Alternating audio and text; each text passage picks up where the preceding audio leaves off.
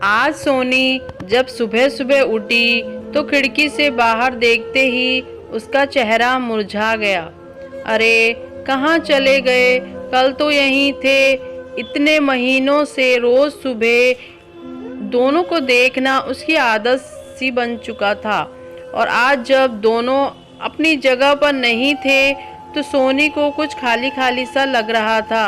सुबह सुबह बस दोनों सामने दिख जाते थे तो सोनी का रोम रोम पुलकित हो उठता था, सुवासित हो उठती थी उसकी सांसें। मन एक अद्भुत खुशी महसूस करने लगता था, और सबसे खास बात, इन सब का सकारात्मक प्रभाव पड़ता उसके मन मस्तिष्क पर, और कलम खुद ब खुद कोई गीत लिखने लगती। पता नहीं क्या जादू था उन नरगिसी फूलों में, बस देखते ही मन मचल उठता। शायद रोशन का असीम प्यार भरा था उनमें।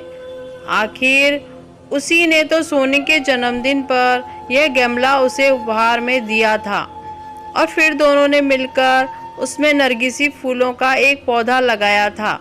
देखो ना सोनी, तुम्हारे लिए एक काम सौंप कर जा रहा हूँ। कल ही मुझे कंपनी के एक प्रोजेक्ट के लिए दुबई निकलना पड़ रहा है। बस 6 महीने की ही तो बात है, फिर आते ही झट मंगनी और पट ब्याह। बस तब तक मेरी यादों को इस पौधे में संजोती रहना।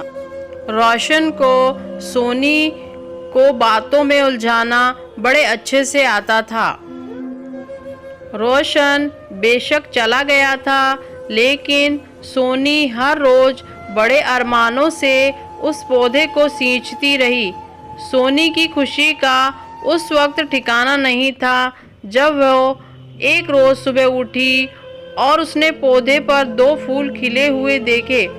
पीले रंग के दोनों फूल बिल्कुल एक दूसरे से जुड़े हुए थे, सोनी और रोशन की तरह। सोनी रोज उन फूलों को निहारती रहती और रोशन को याद करती। सोनी की रोज रोशन से फोन पर बात होती थी। भला 2 साल से चल रहा प्रेम दूरियों में कैसे कम हो सकता था? इसी प्रेम की शक्ति ने तो उसे क्या से क्या बना दिया था। कभी किसी को चिट्ठी पत्री में 2 अक्षर ना लिखने वाली सोनी की कला आज अनवरत चलने लगी थी। अपने जज्बातों की स्याही में भिगोकर क्या क्या न लिख डाला था उसने।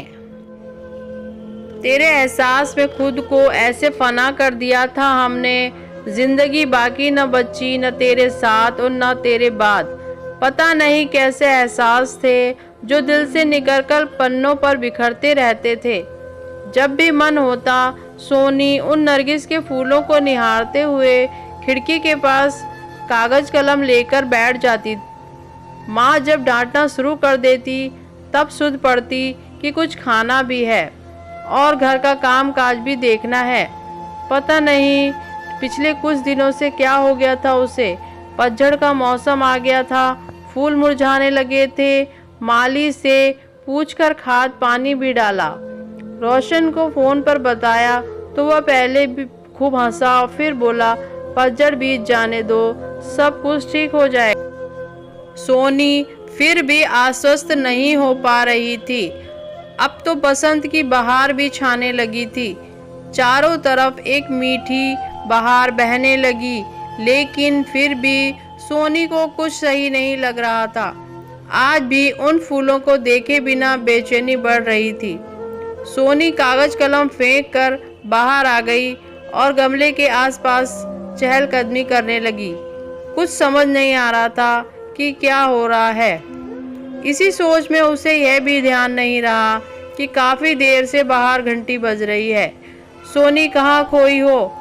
दरवाजे पर कब से घंटी बज रही है, ध्यान कहाँ है? माँ ने दरवाजे की ओर जाते हुए पूछा। इससे पहले कि सोनी संभाल पाती, दरवाजे पर रोशन खड़ा था, मुस्कुराते हुए, हाथों में नरगिसी फूल लिए।